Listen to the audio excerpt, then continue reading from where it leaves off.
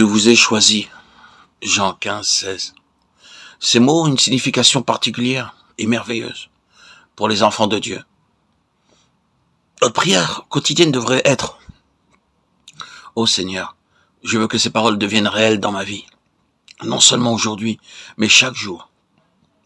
Si véritablement nous avons été choisis par Dieu, alors quelle que soit notre difficulté ou notre problème, Dieu apportera une solution. Nous avons tous des problèmes, sauvés ou perdus, jeunes ou vieux, dans la foi grandissant, spirituellement ou pas mûrs, spirituellement ou pas. Nous continuerons tous à en avoir jusqu'à notre dernier jour sur la terre. Il ne nous promet pas, tout en nous confiant en lui, de nous libérer de tout problème ou de toute difficulté, mais plutôt nos problèmes et nos difficultés iront croissant. Cependant, je crois que ces paroles sont la réponse de Dieu pour chacun d'entre nous. Je vous ai choisi. Quel réconfort, quelle assurance sont les nôtres lorsque nous réalisons que nous avons été choisis par notre Seigneur. Bien qu'il en connaisse plus à notre sujet que nos voisins, il connaît toute notre corruption intérieure, nos faillites, nos manquements, combien nous l'avons blessé. Cependant, il déclare que ces paroles sont pour nous, qui avons été rachetés, purifiés et lavés par son sang. Je vous ai choisi du meilleur du milieu du monde. Jean 15, 19.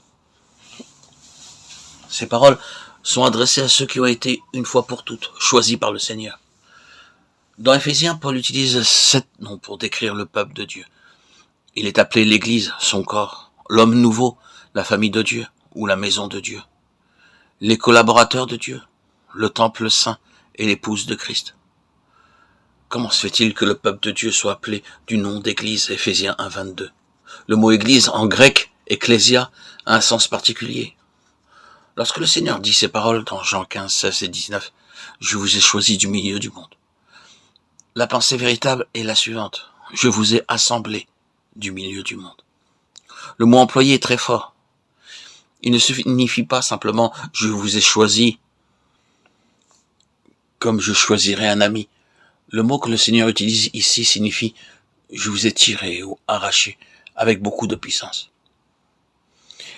Imaginez que vous marchez dans un lieu marécageux, dont l'aspect est celui d'un pré herbeux, mais sous lequel il y a une argile fangeuse.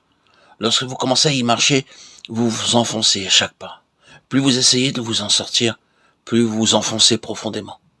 Supposez un énorme éléphant s'enfonçant dans un tel sol et faisant des efforts pour s'en tirer.